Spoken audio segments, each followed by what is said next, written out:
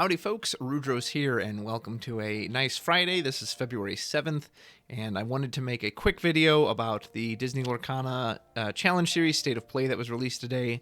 There's a couple topics that I definitely think need to be addressed in here. As I'm sure you saw in the thumbnail, and unless you've been living under a rock, that's been the big Lorcana news.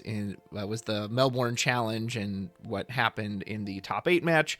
I almost made a video about it earlier in the week, but so many other people had already made videos. I just felt like there wasn't much for me to add to the conversation, so we're going to follow up on that, as well as this state of play in general. I'm not going to read the article to you verbatim. I'll put it in the link to the description below. If you haven't read it yourself, I'd highly recommend it. It's always nice to hear communication. They kind of just talk about some of the decks they saw. And then they did a list of World Championship invites. So this is everyone from the North American events. They show top 8 from NA, as well as some pass downs in top 16. And then, of course, they mention all the champions from the DLCs. Europe, same thing. Interestingly enough, Europe did not have any crossover. So in America, Edmund Chu won a DLC and North America. Zan Syed was 3rd place. But there's no double ups in Europe. So everyone who was top 8 in the European Championship actually didn't win any of the DLCs. Now, this is kind of the important part.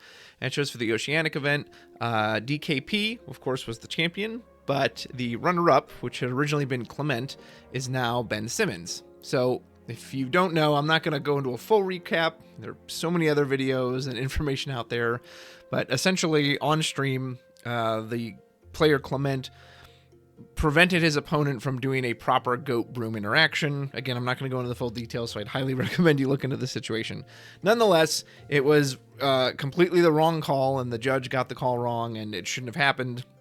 So it looks like there was an investigation into it, and Ravensburger has, I don't know if they stripped, however they've done it. The point is, Clement is no longer going as an Oceanic representative. It is now passed down to Ben Simmons. There was also this post, which I'm assuming is from the official Lorcana Discord. It was kind of just posted in the STL Discord, so I didn't see it at its original place of origin, but it says, from Team Lorcana, congratulations to Jesse Lentini for receiving a gold Mickey Mouse Brave Little Tailor serialized card for his performance at the Disney Lorcana Challenge Melbourne. So I want to take this time to applaud Ravensburger for doing the right thing and for punishing someone who clearly was cheating and trying to gain an unfair advantage, and then rewarding the opponent who was the victim of it. Like, you guys did so well on this, so thank you for listening to us. And I want to applaud the Disney Lorcana community too, and encourage you in the future. There's that old adage, the squeaky wheel gets the grease. When something happens, speak up about it, because that's the only way that the company knows how big of a deal it is or how important it is. If none of us had raised our voices about this, if everyone had just stayed silent and said, what are you gonna do? No action might have been taken. So when you see something you don't like, you have to raise your voice. And when you see something you do like, you should raise your voice as well, which is also why I'm making this video. I have always been a very fair, down the middle person. When someone or something, company, entity, person, whatever, when they do something you don't like, you should raise your voice and criticize them. Ravensburger deserves to be criticized when they do something you don't like. But then on the flip side, they also deserve to be praised when they do something that you do like. And so we should praise them, or whatever person. So Ravensburger, you get a kudos from me. You get a thumbs up. Thank you for giving that golden Mickey to Jesse, because he absolutely deserves it. Thank you for doing the pass down to Ben. You know, it's a little unfortunate that Jesse couldn't get the invite, but I also understand statistically the way the tournament worked out. You know, there's no guarantee he would have been the one in line for that. So maybe it's not 100% full justice for him, because again, he was still denied the opportunity to compete for that world spot. But I am very happy with this. This is a very acceptable outcome. We punished the perpetrator and we rewarded the person who was the victim of that perpetrator. So thank you for doing the right thing, and I praise you for that. Now, going on, they also talk about the challenge series. Here is the disappointing part, and as I said earlier, here's part worthy of criticism. We still don't know when the world's dates are. That doesn't really affect me in the sense that it's not like I'm going to it. But if you're a competitor and you still can't plan your trip and your time off work and all that, that's got to be very frustrating. And they kind of just talk a little bit more about the season and next season. And it does make me a little worried when we're going to see the next set of challenges. I was hoping that it would be a kind of formulaic for every year, right? So let's say challenges run from April to September. Then you have Nationals near the end of the year, maybe in October, November, and then Worlds as always next season. But right now, with these delays, I mean, I'm assuming after Worlds there will be a delay. We don't know. This is just speculation on my part. I can't imagine, like, let's say Worlds goes up in May, and then June is the challenge for the next season. I imagine there's going to be a bit of a break. So that's kind of disappointing. That's a long way off from the next DLC. Any more information you can give us about this Ravensburger, the more the better. And here's one thing I will say for them as well. So again, it's fair to criticize when it's deserved, and it's fair to praise when it's deserved.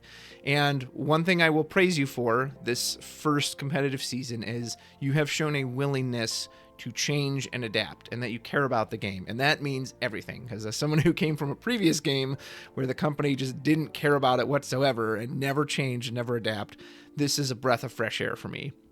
I continually praise the decision from DLC Atlanta to DLC Chicago, making more prize tickets to incentivize more people to play. The last game I played for, if they were to change that at all, they would have waited an entire season. So the fact that you changed it immediately when you saw there was a problem, kudos to that. So I do want to praise you for that. It does seem like you really care about this game and you want it to succeed. However, fair warning, you've now had a full competitive season to do this, right? So I think we all gave you a grace period for this because you're primarily a tabletop and a puzzle-based company, board games. And so understandably, there was going to be some rough spots. There was going to be some working things out. And again, it was your first year. I think we're all willing to go with that. However, year 2 is going to be very important. A lot of TCGs tend to start to fail in year 2. And just please continue to show us those improvements. Because if we don't see improvements, and year 1 has all the same issues, or year 2 has all the same issues that year 1 has, then that's not a sign of growth. That's not a sign of, oh, they've learned from their mistakes. Like, if we still have all the same judging issues, still have difficulty getting tickets, prize structures, whatever your complaints were for the competitive season, if none of that seems to change, then I think that's going to cause a lot of people to worry, justifiably so, that, wait a minute, is this just what it's always going to be like? So I think you can do this. You have shown that, again, you care about this game and you're willing to make it work. So I absolutely do have faith in you. But please reward that faith by showing us that you can. And we, as a community, will reward you by continuing to play and celebrate and love your game. So in this instance, with the whole situation with Melbourne, thank you. You knocked it out of the park. And you responded pretty quickly. So thank you for that. It's 1 week out and it's already been solved. So thank you very much for that. Keep going better. Always strive to be better. And as the community, when you see something you don't like, I just have to reiterate, raise your voice. Let them know, because they might not genuinely know unless we make a stink and say, hey, this is wrong. This needs to be fixed. It's okay to do that. Criticism comes from a place of love. If we truly didn't care about this game, none of us would even talk about it. If we're talking about it and we want to see change, it's because we love it and because we care about it. So that's all I have to say. Feel free to read the article for yourself. Hope you have a great weekend. I think the 10th is coming up Monday, and we should start seeing some spoilers for Set 7, so that should be very exciting. Stay tuned for those. And until next time, take care.